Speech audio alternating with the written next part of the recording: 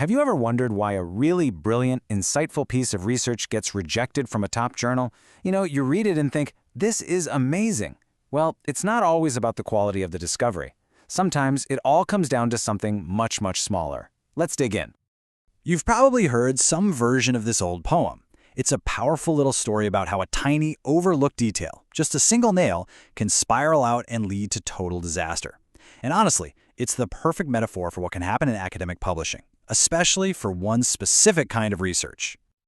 And that brings us to qualitative research. So unlike studies that are all about counting things, the how many, this kind of research dives deep. It's all about understanding the messy, human processes and the lived experiences behind the numbers. It's focused on those two crucial questions, how and why. Now, in a lot of scientific fields, there's this thing called a boilerplate. The easiest way to think about it is like a standard recipe or a universal instruction manual for how you write up your findings. It's a template that everyone knows and agrees on, which makes it easy to evaluate the work fairly. And here's the rub. For qualitative research, that universal recipe, it doesn't exist. There is no single agreed-upon template. And this creates a massive challenge for researchers who are trying to get their important work out into the world. This right here just illustrates the stakes perfectly. Professor Michael Pratt actually rewrote that old poem to show the chain reaction of failure in his field. Without that standard structure, the real value of the research gets lost in translation. The impact seems low, and a potentially groundbreaking paper ends up in the rejection pile. So, how does this actually go wrong in practice? Let's take a look at some of the most common mistakes researchers make, what the author calls the dangerous paths that so often lead to rejection.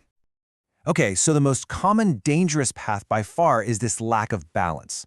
On one side, you've got telling, not showing. This is where an author just gives you their conclusions, their big ideas, without any of the raw data, the quotes, the observations to back it all up. But on the other side, you've got the exact opposite problem, a massive flood of raw data with no clear interpretation. You're just left drowning in quotes, totally unsure of what the point is. The next big pitfall is basically trying to jam a square peg into a round hole. This is what happens when researchers get a little nervous about that lack of a boilerplate, and they try to make their deep, nuanced, qualitative work look like a slick, numbers-driven quantitative study. And this mistake pops up in a few key ways. First, you see researchers using the wrong language, using quantitative terms that just don't fit the kind of work they did. Second, they might try to, count things in a really small sample, where putting percentages on it can be super misleading.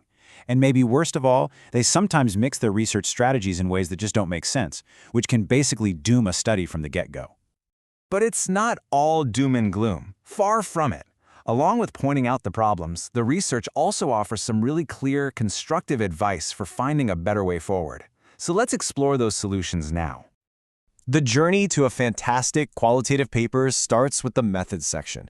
This is so important. This is where you build trust with your reader. It's where you prove that your approach was rigorous and thoughtful. It is your foundation. So what goes into a rock-solid foundation? Well, first, you've got to explain why your study is even necessary. What gap in our knowledge does it actually fill? You also need to be crystal clear about your goal. Are you trying to build a brand new theory from the ground up, or are you just adding to an old one? From there, it's all about justifying your setting, clearly showing your step-by-step analytical process, and being really transparent about your own role as the researcher. Okay, once your methods are solid, it's all about the data.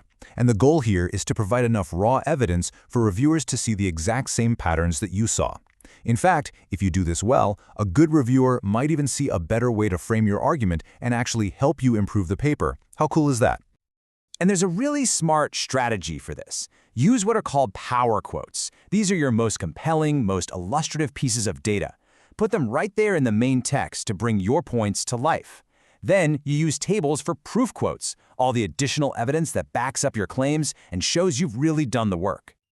You know that old saying, a picture is worth 1,000 words? Well, in this case, it's absolutely true. A good diagram can visually map out your entire argument. It can show the reader exactly how you moved from raw interview data, step by step, all the way to your final big ideas. It's literally a roadmap of your logic. Okay, so you've got a solid method, you've shown your data brilliantly, but there's one final crucial element that separates a good paper from a truly great one. And that, my friends, is the power of story. This is the million-dollar question, isn't it? You've done all the hard work of analysis, you've looked through your data, and you've got a list of fascinating themes. But a list, well, a list isn't a story. So how do you make that leap? And the advice here is just fantastic. It's to think like a storyteller. Treat your themes like they're characters in a play. And then you have to decide which one is the star of the show. Who is the protagonist? All the other themes then become the supporting cast, and their job is to help tell that main character's story. And this is where it can all go wrong. If you try to give every character equal screen time, the audience just gets confused. It's like a movie with 10 main characters. If every theme is a protagonist, then your paper has no focus, and its core contribution becomes totally unclear. So, after exploring all these dangerous paths and these better paths, what's the crucial point we should walk away with? What's the really big idea here? The key takeaway is this powerful reframing of the whole problem. The absence of a rigid template, that isn't a bug, it's a feature. It's an invitation to be creative, to find new and more compelling ways to tell an important story. But with that freedom comes a huge amount of responsibility. The burden is now squarely on you, the researcher, to be a master craftsman.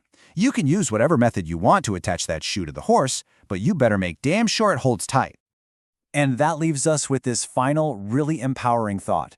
Without a universal recipe, you're not just a cook following instructions, you get to be a chef creating something brand new. So the only question left is, what story will you choose to tell?